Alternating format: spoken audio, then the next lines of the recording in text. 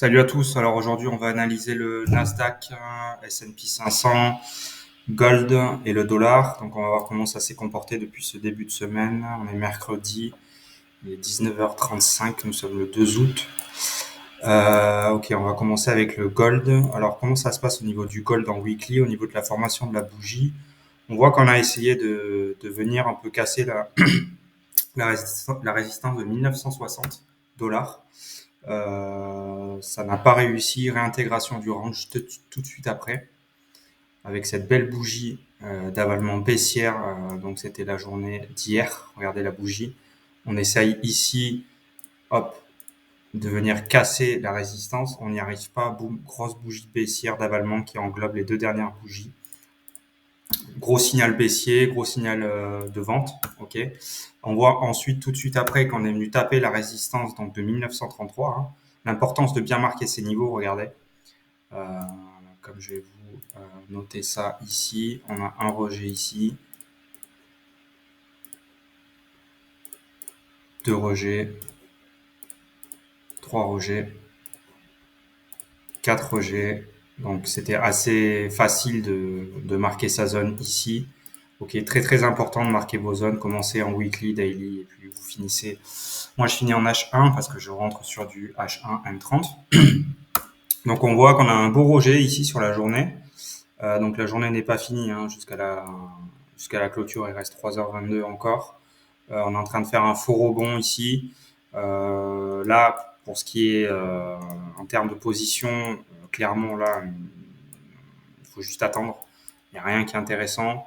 La seule chose à faire qui pourrait être potentiellement tradable ces prochains jours, c'est d'attendre une cassure du support, retest, et puis on short ici, ok. Et puis on short avec un signal, que ce soit une bougie d'avalement baissière, trois bougies en formation baissière, euh, ou aussi une étoile du soir. Pardon. Pour ce qui est du Nasdaq, donc je me mets en daily sur le Nasdaq. Regardez la bougie d'aujourd'hui, grosse cassure du support 15 683. Grosse cassure. On est en train de casser la moyenne mobile 20 jours. C'est un gros signal si on arrive à clôturer en dessous de la moyenne mobile 20 jours. La prochaine résistance, ça sera 15 250, pardon, le prochain support. Ok, donc c'est un niveau à surveiller. Pour ce qui est des niveaux intermédiaires, on pourrait noter ce niveau ici.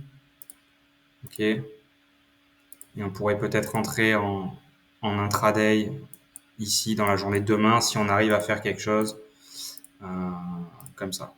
Hop, retest et on short avec signal.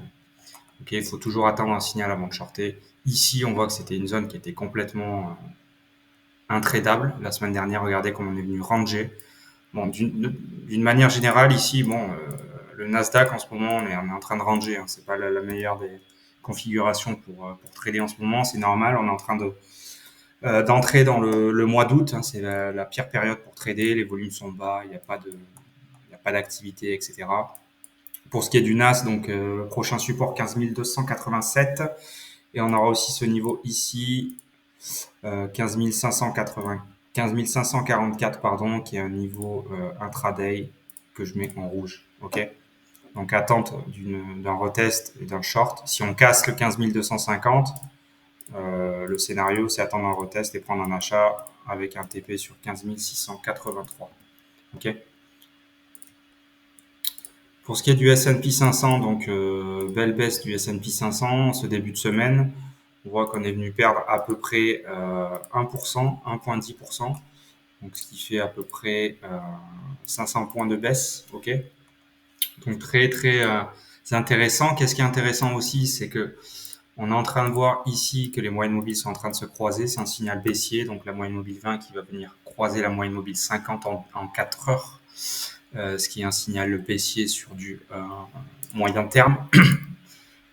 Ok. En daily, on voit qu'on est en train de rejeter la moyenne mobile 20. On peut très bien faire quelque chose comme ça. Rejeter, consolider, et puis repartir à la hausse. C'est probable. Ce qu'on peut faire aussi, c'est casser à la baisse, retest, et repartir à la baisse. Ok. Si c'est ce scénario-là, ce qu'il faudra faire, Concernant le S&P, c'est attendre un retest de la zone 4531. Regardez pourquoi. Ici, support qui va devenir résistance. Vous regardez ces prochains jours, ce niveau va être retesté 4539. C'est probablement une zone que je vais shorter ici. Pourquoi le dollar est haussier? Cet été, le dollar est haussier, on est sur une conjoncture haussière. Ok, donc je vais continuer à shorter les indices américains. Regardez cette configuration. Ce qui est intéressant ici aussi, c'est ceci. On a une configuration ici, un range, ok, qu'on est venu casser. Regardez la cassure du range, ok, clair et net, belle cassure. Alors attention pour ceux qui voudraient rentrer à la vente, à ne pas avoir un stop trop serré. D'accord, vous pouvez vous faire stopper avec des chasses au stop institutionnelles. Ce qui est recommandé de faire aussi, ce qui est possible de faire, je sais que certains traders traitent comme ça. En l'occurrence ceux qui traitent les cassures de range, c'est qu'ils mettent le stop au-dessus de la zone des 50% du range. D'accord? Pourquoi? Parce que parfois, le prix peut venir réintégrer le range, fausse réintégration, cassure violente, et on repart ensuite à la baisse. D'accord? Donc voilà, surveillez la zone 4539 points pour le S&P. Clairement, on est baissier jusqu'à au moins ce niveau des 4495, qui est le niveau Fibonacci 50%. Ok. Voilà. Donc, le scénario là, c'est attendre le retest des 4539, prendre un short. Par contre, si on vient et qu'en daily, on vient clôturer au-dessus, la prochaine journée, voir comment est-ce qu'on porte. Ok. Si on fait un retest et qu'en H4, on a un beau signal, pour les swing traders, vous pouvez rentrer à la hausse. Pour ce qui est des day traders, vous pouvez aussi acheter, il n'y a pas de problème. À vous de voir si vous gardez sur plusieurs jours ou non. Au niveau du gold, on a fait, il me semble, on a fait le gold au niveau du dollar. Et on va finir par ça. Belle conjoncture haussière. Clairement, je vais continuer à vendre les indices sur ce mois d'août. Regardez, on vient de clôturer. On n'a pas encore clôturé, mais on vient de faire une belle cassure. Belle cassure avec du volume du niveau weekly. Donc le niveau weekly, hop, sur le dollar. Ok, donc c'est niveau 101. Belle cassure avec du volume, rien à dire, honnêtement. Donc là, on reste aussi sur le dollar. Alors après, il y a plusieurs écoles pour ce qui est des interprétations. Voilà, il y en a qui vont commencer à tracer des trendlines comme ça. Je sais que je suis pas non plus très grand fan des trendlines. Pourquoi? Parce que c'est vous qui tracez les trendlines. Et c'est selon votre interprétation que je préfère tracer des zones qui ont été testées plusieurs fois par le marché plutôt que tracer une trendline que j'interprète moi-même. D'accord? C'est très important. Donc voilà, pour ce qui est du dollar, je reste haussier sur le dollar au moins court terme. Ok. Je vais continuer à vendre le NAS. Je vais continuer à vendre le S&P au moins en day trading. Ok. Je me positionne pas en daily. C'est trop. C'est pas assez. La conjoncture n'est pas assez sereine en ce mois d'août pour commencer à avoir des swing positions que vous allez garder une semaine, 2 semaines, 3 semaines. Il y a trop d'incertitudes. Regardez ce range. On est clairement en train de ranger. Voilà, la seule option que je vois cette semaine, la seule chose qui peut être tradable, c'est attente d'un signal ici. Si on a un signal baissier, on va shorter. Avec un TP sur les 4473 pour les swing traders.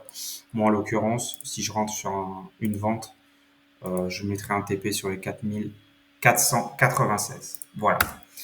Je vous remercie pour m'avoir écouté. Puis je vous donne rendez-vous vendredi pour faire le débrief et je vous ferai aussi une petite vidéo comment tracer ces niveaux. C'est très important. Vous voyez, plus vous tracez bien vos niveaux, plus vous allez pouvoir prendre des positions en adéquation avec des niveaux qui ont été validés ou non validés. D'accord? Par exemple ici, comme vous voyez, ce niveau-là très important, il a été bien tracé. On voit qu'il a été rejeté avec un marteau.